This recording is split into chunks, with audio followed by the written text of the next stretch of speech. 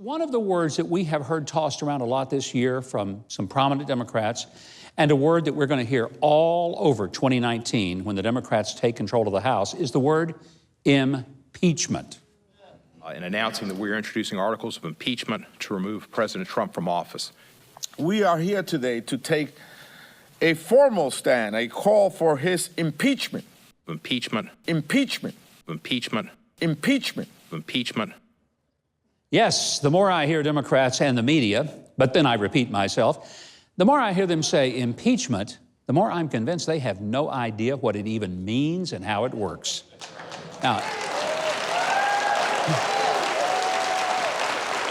it's a little scary that so much has been entrusted to so few who know so little. And that would be members of Congress. Now, first, the president can't be impeached just because you don't like his policies or his personality. I mean, that's what elections are for. If you don't like the leader that you have, you can work really hard for 2, 4, or 6 years, depending on the office, and vote someone else in. If we decided just to throw out the results of an election because it didn't go our way, I mean, we'd have a government that would be in a bigger meltdown than the one we've got now.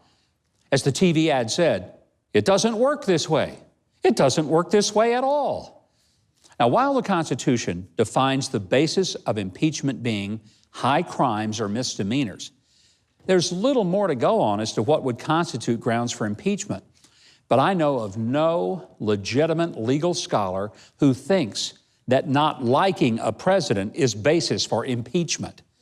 Oh yeah, there are some numbskulls on CNN and MSNBC who throw the term out there daily, but we're not talking about big thinkers, we're talking about little stinkers.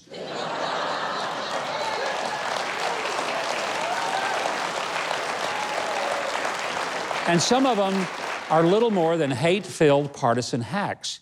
Now, most people don't realize that impeachment is not removal from office.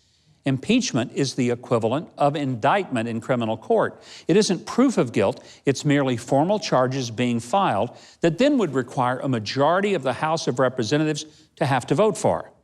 Only twice in American history has a president been impeached: Andrew Johnson in 1868 and Bill Clinton in 1998. Richard Nixon was threatened with impeachment, but resigned before it ever happened. And impeachment only means the House votes by majority to bring the formal charges. They have to then publicly outline in what way a president so violated the law as to overturn the vote of the people. Folks, it's a pretty serious thing. Now, if the House were to impeach, and let me say, with the angry Trump-hating partisans in the majority in the House, it's actually possible. Then the charges after that would have to be taken before the U.S. Senate. The Chief Justice of the Supreme Court would preside at the trial. The Senate becomes a courtroom, and the evidence is presented by House members and then refuted by the president's lawyers and or senators who would defend him. Now, by the way, the Senate has to vote by a 2/3 supermajority to expel the president from office. Neither Andrew Johnson nor Bill Clinton were convicted by the Senate. Both of them completed their terms. And it ultimately did more damage to the accusers than to the accused. So with the Republicans holding a majority of seats in the Senate, here's what would have to happen. It would require every Democrat and at least 14 Republicans to vote to expel the president. I'm going to let you in on a little secret. There is a better chance that President Trump will stop tweeting and assume the personality of Mr. Rogers than his ever being convicted by this Senate. It ain't gonna happen.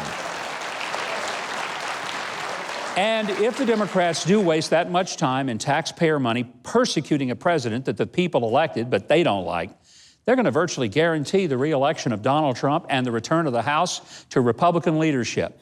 So the bluster of impeachment, as if there is some real threat to throwing out President Trump, is the rantings of lunatics.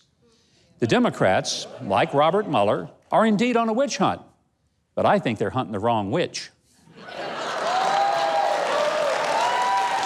And so when you hear them screaming, impeachment, just remember, most of them don't seem to have a clue what they're talking about. And I just hope that you won't forget that when the next election rolls around.